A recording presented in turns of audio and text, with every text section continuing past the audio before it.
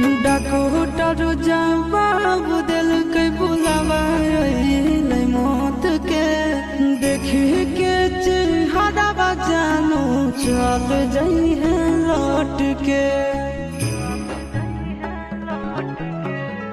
Doctor जवाब दिल के बुलावा मौत के देखी के चेहरा जानू चल जाई है लौट के।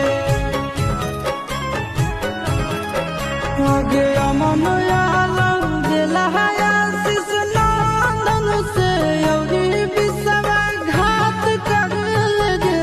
आगे सुनाई